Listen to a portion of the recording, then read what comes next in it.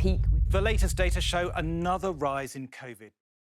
Hello and welcome to In the News Right Now. I'm Leilani. And I'm Gareth. I know we say it every week, but we have a belter of a panel for you today. Indeed we do. We're based in North America with investigative journalist and author Whitney Webb. Whitney is joined by journalist and filmmaker Sean Stone and Josh Sigurdson.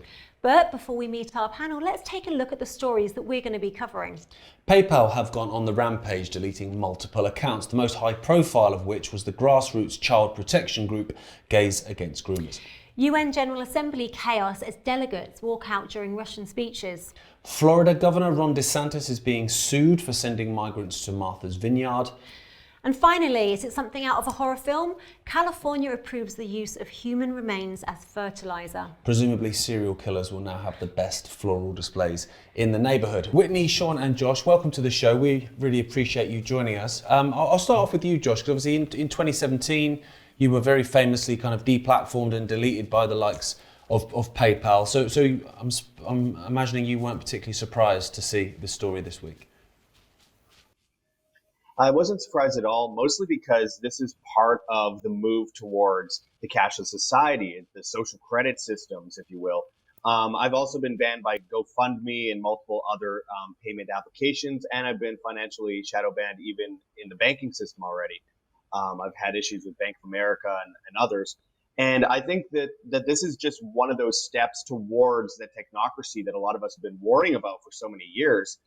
Which is essentially, eventually, if you have a viewpoint that is counter to the official narrative, they'll utilize your ability to make money, your ability to send money, your ability to be within that money system in general. So not only do you have them basically keeping groups that are pro-pedophilia up on PayPal, but they're taking down groups that are against pedophilia. And of course, the big part of that is the demoralization of the culture today, the desensitization of people, and that all plays into the Great Reset, essentially, where we have this system of governance which will keep people chained, essentially, due to the financial system. If people are afraid to say what they think, as they already are conditioned to on social media, and it's attached to their bank account, that is absolutely huge. We know that we're moving to a cashless society. BRICS is growing by the day. Saudi Arabia looks to be joining BRICS, and with that, we will see the end of one financial empire that's already terrible into an even worse financial empire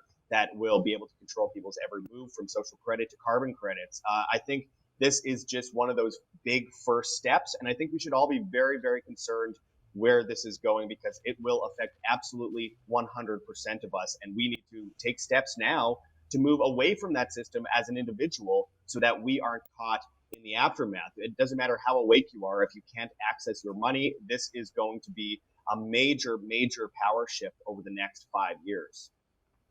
Yeah, you know, this is what really shocked me, is that it wasn't just taking down these groups that are against paedophilia. It was seeing that there was a MAP, disgraceful acronym, MAP, a paedophilia support group was still up there, and PayPal was still allowing it to get used. Sean, what do you think that we could do to combat this? And has anything like this happened to you with your social media or PayPal or any kind of censorship? Oh, sure. I mean, I've experienced censorship on so many of the platforms at this point. Thankfully, not when it comes to money. Although I broke with Venmo in 2020, actually on issues around the security of sending funds, whereas at least PayPal offers you, as you know, goods and services so that you have protection, and I appreciate that about them. But I've been censored from YouTube. I'd lost my channel there with 30,000+ viewers. I lost my Facebook, 15,000+ viewers, and again, for what? For so-called misinformation. When the fact checkers decide what is accurate and what is not, you're in a very dangerous reality. And obviously, when it shifts then to the financial side of things, as Josh was talking about, the idea of using what you say on your social media or in your work, and turning that into a social credit based on what is okay, what is in the PC realm of saying. We've seen this obviously with people losing PayPal. We've seen this with people losing jobs, right? From their Twitter quotes, maybe losing, you name it, getting canceled. All this is part of the same thrust. And so I think the main way to combat it is to create the alternative platforms. I talked to Juanos Savin about this quite a few months ago, and he already was worried about the PayPal canceling people. And this was going back to the truckers' strikes, remember, in Canada, and how I can't remember if it was PayPal, but there were certainly a lot of issues that were seizing. I think it was like GoFundMe or one of those platforms. I don't remember the details. Was taking money, and so already there are people like Juan and many others that are working to build out new platforms so that we ensure that there is a free way for people to be able to transact financially and do their business without being told by the PC woke squad what they can and can't think and say and do. When I saw the story breaking, especially with Gays Against Groomers, I saw a lot of people kind of celebrating it, like good, them and lockdown skeptics and lots of other people being removed by PayPal and others. And I was looking at it and I was thinking, but that's such a short-sighted way of looking at it, because I don't believe that anyone is with the government narrative 100% of the time. There's always going to be something that you disagree with. And so, these organizations like PayPal, they just reserve the right to delete you later, when you say something that you care about that they don't agree with. Whitney, does it surprise you to see people generally, left-right politics nonsense, but people generally on the left are the ones that seem to be celebrating this? Does that surprise you, given the left were apparently the ones that used to speak out about authority and over governance? Not really anymore, because over the past, really since the past 20 years, specifically, but even, really accelerating the last decade or so, there's a lot that's changed as far as the left is concerned. Think about how many people on the left protested against the war in Iraq back in the day, or Occupy Wall Street and all of that. And now, it's sort of been a 180 with some of these groups supporting policies they normally would have opposed, if we're going back a few decades or so. And so I think that's just part of how, they've been manipulated to really support a lot of policies that are ultimately enriching corporations or entrenching corruption and things like that even more, because they've been sold particular narratives that they've swallowed hook, line, and sinker, unfortunately. And that's why I think you see a lot of these, quote unquote globalist policies are being supported by quote unquote left politicians, and are sort of pushing us to this communitarian future, I guess you could call it, which is sort of like a mix of communism and fascism, where the values of the so-called collective outweigh the rights of the individual. And we're basically on a road to that, but it's being the left is the people that they've been priming to support those policies. And it's become there's obviously a lot of intolerance in the left of today, and there's a lot of different reasons maybe why that's come to pass, but it's really not surprising in today's environment. I mean, they really need a portion of the base of the so-called left, to support these policies, or at least make it look like they have that support. So, it's very possible that, you see a lot of vocal people on Twitter, social media, for example, supporting this stuff. But it's also important to point out that, like, the left, just like the right, is not a monolith. So there's probably people on the left that don't support this stuff and recognize that censorship is a slippery slope. Because, for example, my former employer, Mint Press News, tends to be left-leaning, and they've been heavily censored by social media as well for going against, narratives about, U.S. empire, or, wars and things like that, imperialism in general. So I think they just need the impression that, these types of policies have support, censorship being just one of them. And so I think you see sort of an elevation of these voices. And, we know today that Twitter, for example, has a lot of bots on it. So, President Biden in the U.S. can, tweet some nonsense, and he'll get 200,000 likes. And, how many of those likes are actually organic? We don't really know. So I think there's sort of a manipulation going on in social media to make things look a certain way as well. But you're always going to have people cheerleading these policies, because the state needs to perpetuate the perception, or give the perception to people that they have a base of support for these policies. It is strange. So I was thinking then about YouTube. So obviously, Sean mentioned having the YouTube channel deleted.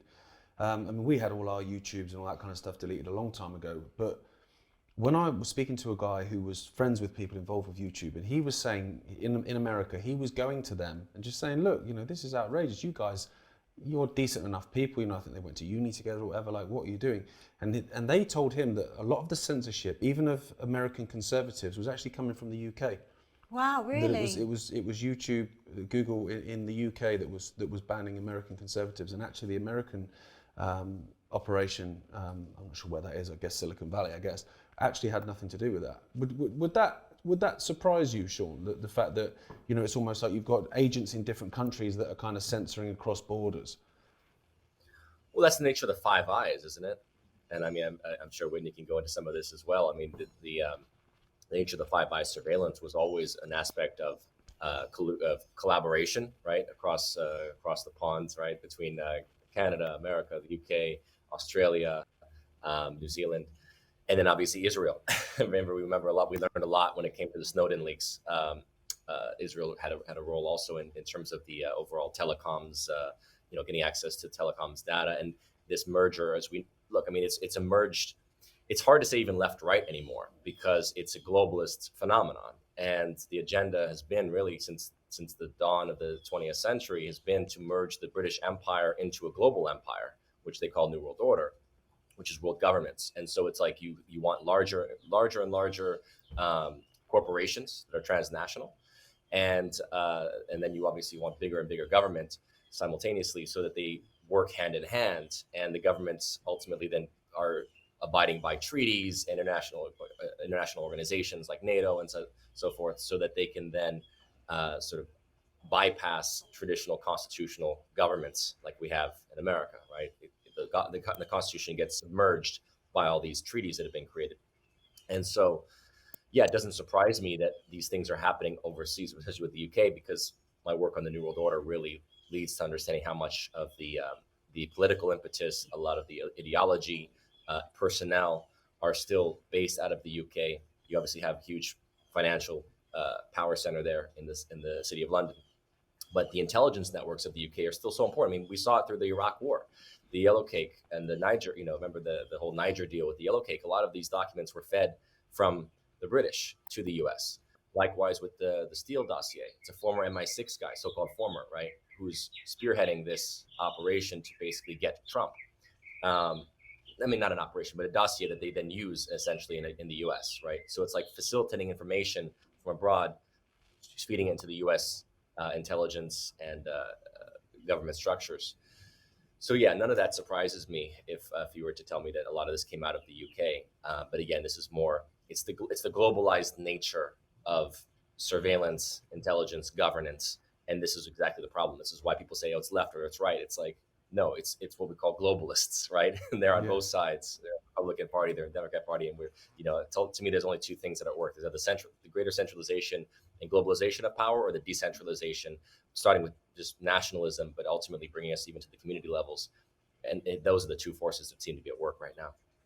I wonder if that's all part of the agenda, like, because our next story, we're going to look at the UN and kind of the farce that it is. Yeah. And so if you want a one world government, then you can't really have functioning governments. If you take Ukraine and Russia, no one's trying to broker peace in that. Well, I've said this from the start. Like, Liz Truss came out immediately and said that she supported our own guys going over there and fighting kind of as mercenaries, right? So where was the peace? And the moment you talk about peace or negotiation instead of escalation, you get called a Putin sympathizer or a Russian. For Putin. Yeah. And you know what? I want to talk to you about this quickly, Sean, because your dad, Oliver Stone, made a documentary in 2016 called Ukraine on Fire. Ross Kemp in the UK made a documentary called Extreme World Ukraine in 2015. And it seems like a lot of what we were told then has been swept under the carpet, completely silenced, and you're only allowed to take one stance on what's going on in Ukraine right now. How do you feel about this? Well, I mean, it's obvious. I mean, look, we're to the Ukraine on Fire, also Revealing Ukraine was a sequel to that documentary. It's important to understand the lineage of this. So much of this operation run out of the Obama the State Department, essentially, right? And Victoria Nuland and people like this that were essentially overthrowing the government in Ukraine back in 2014 with Maidan, because that government was too pro-Russia for their taste. And look, you look at the grand chessboard that Zbigniew Brzezinski, who's one of the great architects of American foreign policy in the 20th century. He wrote this thesis that Ukraine would be integral to destabilizing Russia. The overall arc of power. People have to understand this. This is empires going back 200 years, if not more, really, going 300 years plus, vying for power in Middle Earth, essentially, right? That's what's going on here. Russia is the great land power of Eurasia, along with China. So, but Russia, because it connects Western Europe to China, right? It goes across the continent. It's this huge landmass. So the British Empire, which was more of a, as we know, it's a naval based. It was a mercantile and naval empire, having access to the seas. Always wanted to trap Russia. Did not want to let Russia have access to warm water ports in the Mediterranean. Always basically wanted to keep Russia unstable because it understood the danger that Russia could pose as this great land power. So this is a game of empire. Going, as we know, the great game that was late in terms of this game of empire between Western Europe, especially the UK and Russia. And so as it's played out now, it's like Ukraine is very much spiritually, ancestrally connected to Russia, especially Eastern Ukraine.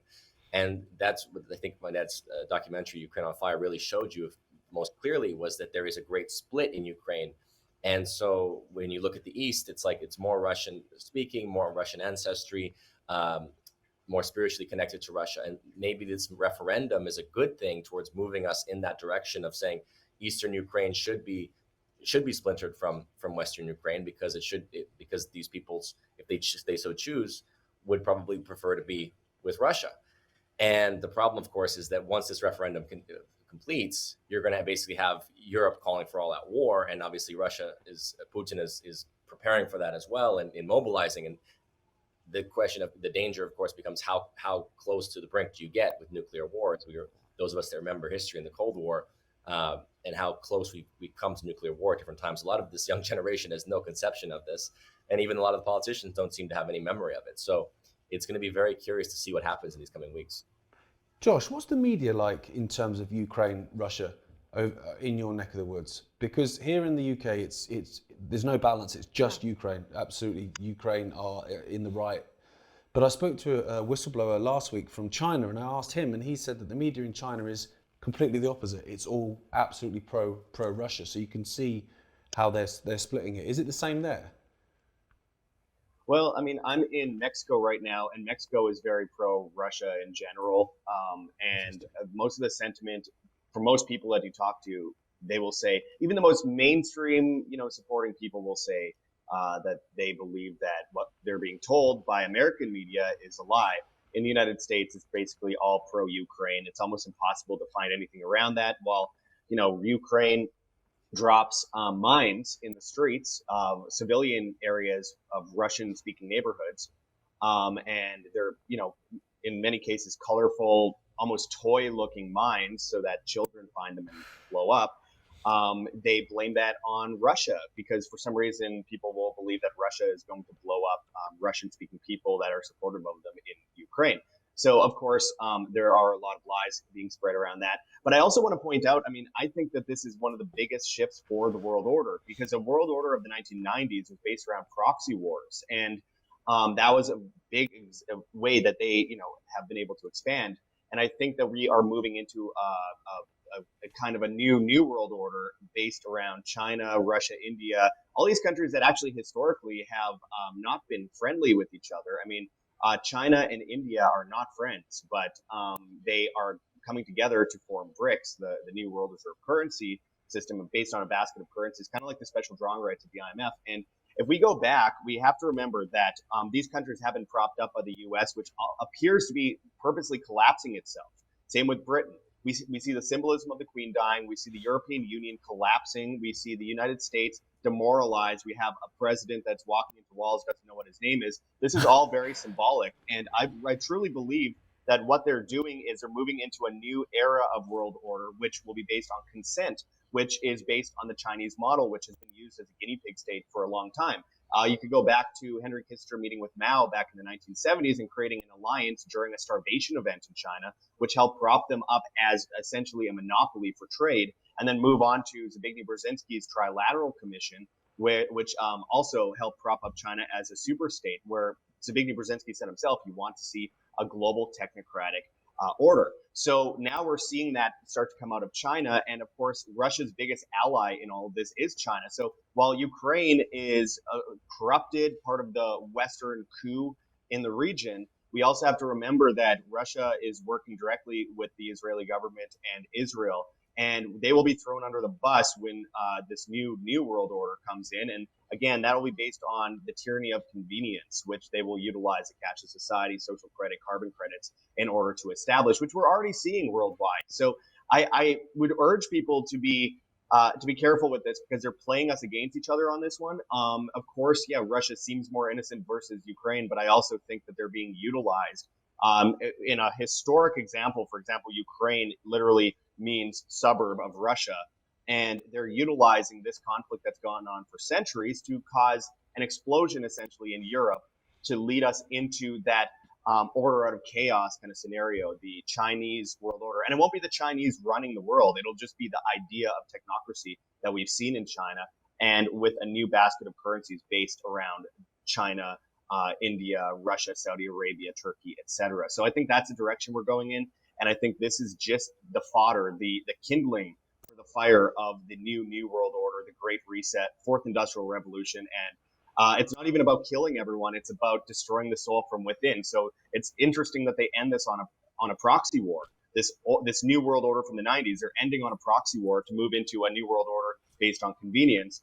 And this way they can just enslave people from within, destroy the very soul of the individual, the spirit, the consciousness, the empathy, the individualism of the individual, and move into this new system where everyone is compliant based on their credit, based on their money. So I think this is honestly genius. It's horrible, it's evil, but it's genius. And they're very easily creating a global civil war, which we've never seen before. Just hundreds of little civil wars sparking this fire. Order out of chaos is the end game, I believe. What a time to be alive, isn't it? I mean, I agree completely. It's just trying to work out what the answer is. I mean, Whitney, I don't know how you feel about sort of party politics and stuff like that. For me, I'm not necessarily a huge subscriber to it. But what do you think is the way out of this kind of potential future that Josh has just described there? Well, I think it's leaving party politics behind entirely and realizing that this is the elite versus us. This is an us versus them situation, and that, considering the scale of the problems we're facing, it's really about sort of what Sean mentioned earlier, building up at the local level. And making the community more have a greater position of primacy, I guess, and how power functions by decentralizing. Because what we're seeing, whatever name you want to call it, communism, fascism, it's basically just a recipe for top-down control managed by a technocracy. And so, the way to get around that is to build parallel systems, to decentralize, and to not use the systems as they begin to roll them out. So I guess, the clearest red line for a lot of people in this movement would be the central bank digital currency, or the CBDC, which a lot of people have noted is not really a financial system. It's a slavery system. So, if you buy into that system, a lot of people, like with COVID-19 vaccine mandates, for example, they were like, oh, well, I can't lose my job and all of this. So they went along with it, even though they didn't really like it. Well, people may do that when CBDCs are introduced, but the more steps you take into that system, the much harder it will become to extricate yourself. But yeah, so the other thing to keep in mind too is that what a lot of people are doing, unfortunately, are continuing to look for political saviors. So a lot of people that listen to alternative media see Vladimir Putin as sort of a potential political savior. Now there's people saying that the woman who was recently elected to be prime minister of Italy is another example. And I think we need to get away from that. If you're looking for good guys on the, in the world, you should be looking in your communities and your neighborhood for the quote unquote good guys. Most people that are in charge of a national government or who climbed to the top of a corrupt political party did so by stomping on a lot of heads and clawing their way up to the heights of power. So you're probably not going to find a quote unquote good guy there. And pretty much across the board, people are either people at the top of governments are committed to things like the Sustainable Development Goals, which stated differently is Agenda 2030, which is definitely not about sustainable development as most people think of it. It's about basically another slavery system, neo-feudalism, disguised as sustainable development. So I think people need to, stop trying to get behind some sort of political savior somewhere and think that we can, do what QAnon was trying to get people to do, basically sit in your armchair all day and be like, well, it's fine because these politicians are taking care of it. In the US, there's a considerable amount of people that are wise to a lot of these agendas and problems going on, and they're content to sit back and wait to elect Trump in 2024. Or maybe they think the Republicans will win the midterms that are upcoming, and that will solve all of the United States' problems relatively quickly. And no, we have to be the solution, and we have to become the political savior we've been waiting for. It's us. It's not these guys that are rolled out to us. And so but I think a lot of people have been psychologically conditioned to wait for that political savior figure. But no one that would actually champion the people is going to be allowed into a top position like that without being cooed immediately. I mean, look at what happened to people like Jeremy Corbyn, for example. I mean, they do that to someone who actually wanted to, actually wasn't, necessarily part of this cabal or whatever you want to call it. So, I guess I'm really disillusioned with that kind of stuff, but I think, we can't really buy these narratives that we're being sold. And it's not even just in mainstream media. I mean, it happens in alternative media to a significant degree as well. Yeah. And as far as Ukraine goes, we're seeing that happen as well, people cheering one side or the other. But like Josh pointed out, Ukraine is basically being used as a point for mass scale money laundering and arms trafficking, actually, to a significant degree, because only 30% of the weapons being sent by the West into Ukraine are actually ending up with Ukrainian soldiers. Where are the rest of those weapons going? We don't really know. It was very clearly telegraphed by the CIA as this proxy war was starting that they plan for blowback in the US, which is obviously, since they're backing groups like Azov Battalion, that's going to be this, far right terrorism. They've been preparing this war on domestic terrorism infrastructure for that for a long time now in the United States, and they want that to go live as a way to clamp down on dissent. And it seems like Ukraine's going to be their justification for that, because they've used the quote unquote blowback model before to justify the official narrative of 9/11, for example. And it's likely they'll advance that type of stuff once again. But we have to look at the bigger picture here. A lot of people, there's even a lot of division in independent media about, like, are Russia the good guys? Who were the good guys? I mean, stop looking for the good guys on the top. It's us. It's not Yeah. these Great point. leaders of these countries. So DeSantis isn't the savior. No, Absolutely I think not. it's- He held cabinet meetings in Israel. I mean, come on. I do wonder, actually, because when I look, I kind of always judge it, or I used to, judge it in the sense of who the mainstream media tells me to adore, right? Well, I instantly question that then. And then you would kind of have an attitude more of like with Corbyn, to be fair, who does the media tell me to hate? Well, then maybe I should kind of look at them a bit more as being a bit more positive. But then actually, they can create these almost fake hate figures. So people like Trump, for instance, is hated by the establishment. Well, I don't believe he is actually hated by the establishment at all. So do you think maybe, actually, I'll ask you this, Josh, because you're sort of nodding in agreement, that do you think that's what they're doing with DeSantis? That actually, by suing him as they are for sending migrants over to Martha's Vineyard, that's all just a little bit of a show for the cameras, really? Yeah, well, I'll start by pointing out that there's a man in Florida that has been imprisoned for 28 years named Michael Edwards, who had a tablespoon of cocaine back in the early 1990s and has been in prison ever since under Bill Clinton's tough on crime policy. And recently, DeSantis was to sign off on his release, which everyone agreed with, including the district attorney. and he signed off on him finishing his 65-year prison sentence. I'm not a big fan of DeSantis for multiple reasons, because I'm very good friends with the son of Michael Edwards, and it has been driving me crazy for a few years because it doesn't make any sense. We're living in a world where someone with a tablespoon of cocaine is going to spend 65 years in prison. It's insanity. But with that said, DeSantis is part of what I believe a move towards normalizing this divide that has been shoved down our throats by the media for so long. And people say, oh, the left is terrible. Yeah, the left is very annoying. They've been propped up as this annoying entity that does, that just blabs on about whatever the current thing is. But we also have to remember that the opposition is controlled. So we have Trump, we have DeSantis, all these people that, yeah, it got a lot of people on their feet, but then they got on their feet and they sat on their hands and they said, oh, this politician is going to save us. The migrant issue, they're trying to cause a civil war because that benefits them. Joe Biden recently said, if you want to get rid of the U.S. government, you'll need an F-15 fighter jet. No, you will not. The way to get rid of the U.S. government is to withdraw from the system, not use violence. They'll utilize violence back against us. What we need to do, if there's a war on humanity, which there is be more empathetic, be more conscious, be more sustainable.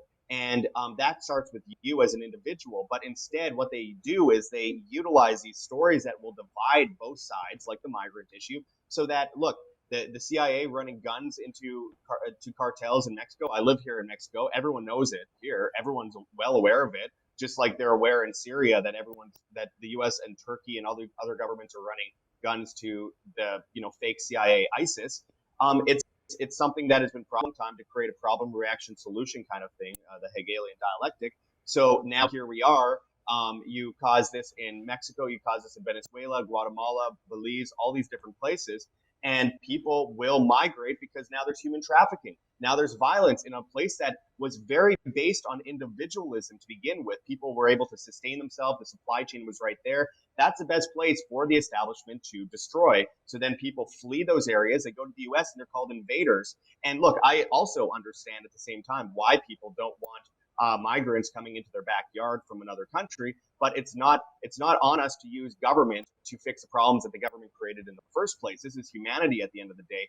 And so I honestly think it's kind of gross. I know I'm definitely not on the left, but when I see people bust around like numbers to different locations, yeah, it's great to see the hypocrisy of the left on this in Martha's Vineyard. But at the same time, this isn't about scoring political points. This is about looking at humanity.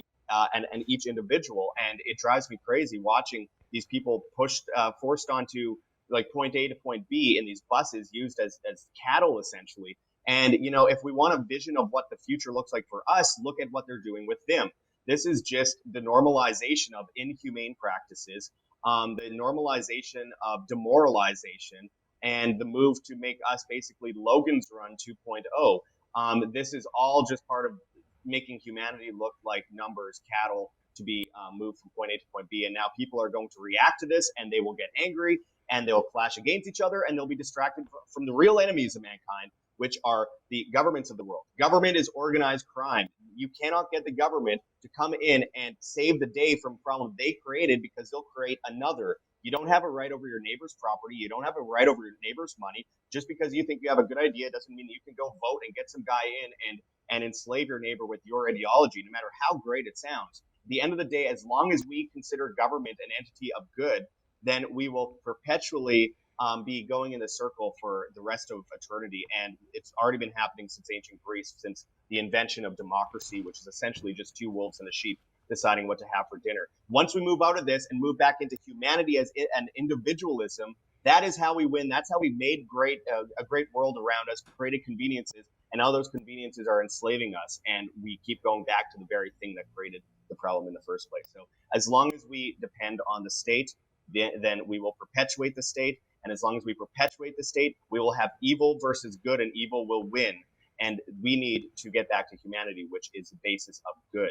That is, I think, the most important part. So yeah, this migrant thing is just a news blip, essentially, to perpetuate the divide we're already seeing across the board.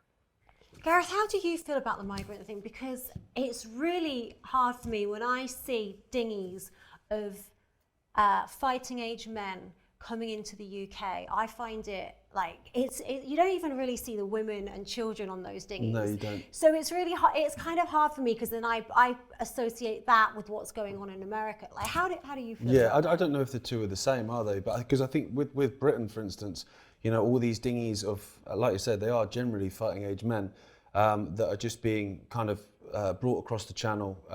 Astronomical numbers now. I mean, it's insane. I think we spoke to a journalist called Steve Laws last week, and he's down there filming. And he's being deplatformed by everyone as well, because obviously he's getting this footage, which isn't very convenient, because the narrative here in the media is that women and children, and actually the pictures don't lie, that they're not at all. And he was saying, you know, you're going from like 8,000 boats a year to now 35,000 already this year, and we're only in September, you know, so it's obviously happening intentionally. So I think the two cases are probably slightly different, but for me, it's difficult because I get the attitude of someone wanting a better life. Like, I understand that completely. I remember talking to a lady years ago, and she was going off on one. I mean, to be fair, she was just massive racist, if I'm honest, but she was just going off on one in a pub car park. And I said to her, I said, well, okay, so I said, you love your daughter, don't you? Because she was complaining that her daughter couldn't get access to stuff, all these people, you know, coming over here and all that sort of stuff. And I said, what would you, I mean, you love your daughter to pieces. You're obviously a great mum, sort of blowing smoke up her backside a bit. And I said, you know, what would you do for your daughter? Would you walk to another country? I'd do anything for my daughter. I was like, well, you answered your own point then. Do you know what I mean? Like, that's what you're complaining about. So, but I'm quite conscious of time. So we've got one more story, which is insane. But it actually ties into what the guys have been saying about kind of lack of humanity, actually. And it's a story coming out of California where Gavin Newsom has signed off on approving human remains as fertilizer. That is extraordinary to me. I don't even know where to begin. It's an odd one, isn't it? I'm really interested to hear other people's thoughts. I kind of think about like a pretty tree growing out of it, but it's not that, is it? It's not like a pod with this beautiful tree of someone you love. It's literally fertilizer being thrown on fields to grow your food. So I don't know. Yeah, I'm not sure I'm ready for that for human remains in my vegetables. We'll go for Sean. I'll go from right to left then. So as I'm looking at the screen anyway, it might be different for everyone else. But what are your thoughts on that, Sean? Yeah, I mean, I don't know. I mean, these are the kind of questions that you sit there and you ponder, because I always thought of, like, you know, the old saying that you end up as worm food, right, when you're in a coffin anyway. So the idea of basically making yourself and your body, the dead body, more accessible for, as they say, bacteria and other worms and other things to basically to feed and decompose to you, so that you can ultimately become soil to produce food from. It's very clear what they're saying there. It's like saying, well, we want to turn you into what was that, Soylent Green? I want to eat you, essentially. This sort of cannibalistic notion. It's like, to me, there's more of a philosophy to that than on the surface. It's like, yeah, it's a beautiful notion of, we do go back into the earth. There is a recycling process. They're obviously making this case that if we cremate you, then you're feeding the carbon dioxide problem. Well, I'm sorry to tell you, carbon dioxide is not a problem. Carbon dioxide is natural. It's not a pollutant. This is the fiction that's created, just like a lot of the fictions, the political fictions. But going to Josh's point, in a sense, like, what is government there to do? Why do we, like, this is my biggest issue with the left in general, because conservatism tends to be much more skeptical of government and wanting government out of our business, out of our personal choices, right? Our decision-making processes, understanding that humans do naturally find balance and common sense, right? When given the opportunity to do so.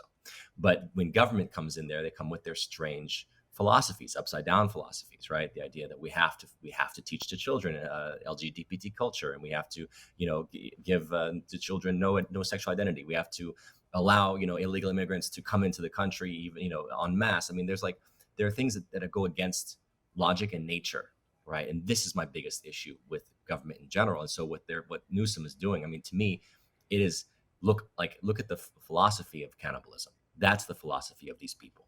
This is the philosophy of these oligarchs like Newsom, from this family it's a power family connected to the Pelosi's and the Gettys and the Browns, and they've been ruling California for decades and decades now. And classical Newsom when he was out partying, but telling everyone else to stay home, just like Pelosi. I mean, all these people, classical hypocrites, and they're I believe satanic. And what they're saying with this policy is eat the people. Basically, we're going to turn you into our food source, and that's the underlying idea there.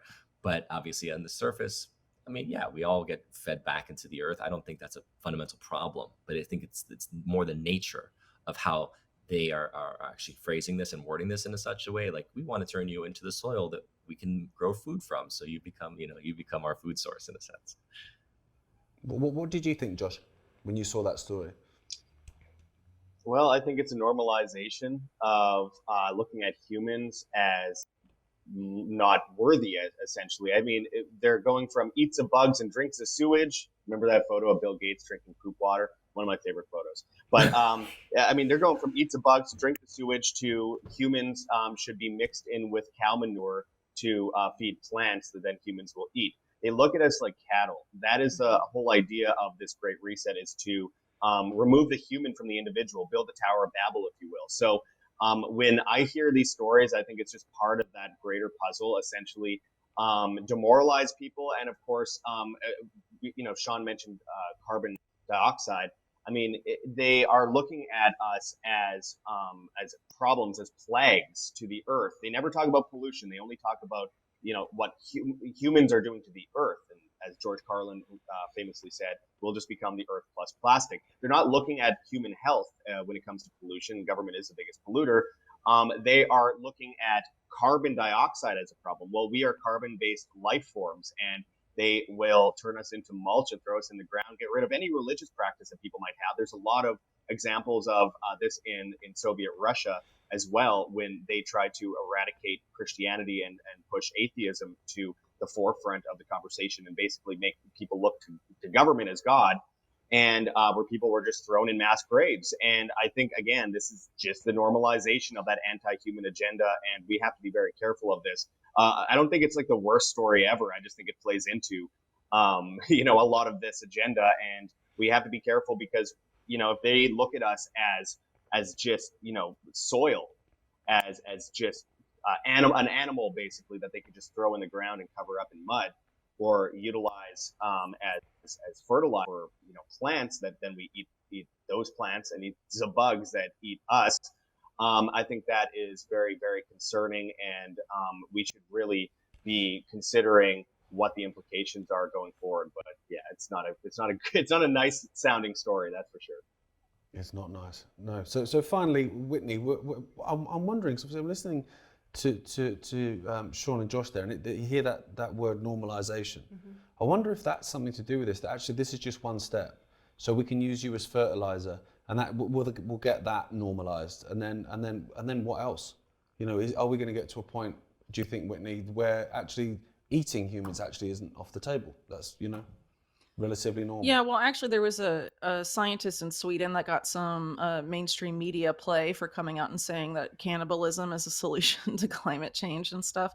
So, I mean, there's a particular agenda that's hiding under this story. As far as I understand, though, I think what they're trying to say here is that it's like allowing certain types of options for what you do with your body after you die that weren't previously allowed. I don't know if this was true in California before, but I know that in some states in the US, you're not like just allowed to bury a human body like in the ground somewhere without like going through a process. Like it's a regulated thing.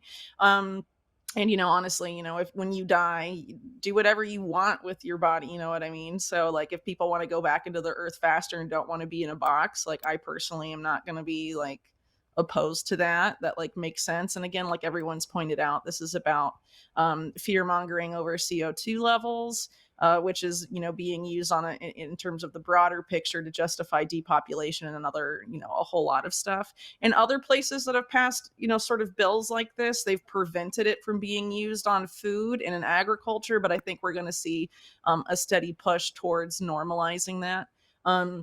especially with this idea of like recycling human waste to be consumed by people and stuff like that, and sort of the dehumanization process, which we've seen going on, in different guises. You could argue that the crickets and the food type of agenda and all of that is sort of taking us down to the terms of to the level of livestock, that we're not really sovereign beings. We're basically just a herd of cattle to be kept, essentially. And so I think that's sort of, that they're going to push through this type of stuff and frame these stories in that regard. But, the process itself, I mean, if people want to do that, I mean, do whatever you want with your body. The state shouldn't be involved saying, like, you can't die this way. I mean, I think that's kind of nuts. But one thing I would add to this, though, is that there's this new push by the Rockefeller Foundation and other groups called natural asset corporations, where basically financial entities, and this is being backed, by the way, by groups like BlackRock, which basically own everything. They want to take ownership of the natural world, and that's just not like rivers, lakes, mountains, and stuff. They're going to take ownership of that, but also the ecological processes of life. So charging you for the ecological process that purifies water, that allows plants to grow to then produce food. All of that is going to become, is going up for sale, so to speak. And that also includes the decay process. So get ready for, these crazy people, and, to not use another word, to basically charge you for your body decaying. I mean, that'll be slipped in here at some point, but it remains, to be seen how fast they go with this stuff. But I mean, there is an obvious agenda to normalize, taboos, that have existed for a long time. And we saw that, like I mentioned earlier, with them promoting the Swedish scientists saying cannibalism for climate change. I mean, if they'll go that far, it's not going to, they'll do whatever. It's just a real mess, to be sure. But I mean, we're seeing the dehumanization of human life in general. So I think, that we may see a push via this story, in stories like it, that, like, there's no sanctity around how you're buried, or no respect for the dead and all of this stuff. It's very possible that the story could develop that way, because we're seeing that right now with, babies in utero and all of this stuff. The idea, the promotion that there's going to have to be artificial wombs that are being developed and all this stuff, that, and you can't have a family like you used to and all of this stuff. And who does that really benefit? The people we're dealing with at the end of the day are people who want to patent all life and every step of life as a means of controlling every aspect and stage of life. So, you could argue that this is, one story in a mosaic of other such stories related to that theme. It's all very brave new world to me, isn't it? It is, yeah. It shows how it's all it's all related as well, net zero, using that as the excuse. We've got to do all of this for the climate, and then you've got China telling us we need to reach our climate goals while they're building power stations. Yeah, it's all, it's all just related. Madness. It's madness. But it is, I made a joke earlier saying, like, what a time to be alive, but it kind of is, really. I feel quite privileged to live through this kind of most insane time in human history, really. That's all for this week. I'm gutted, really. I could probably sit here for another hour and just chat with you guys. Yeah. Well, thank you to everyone at home as well, and we'll see you next week.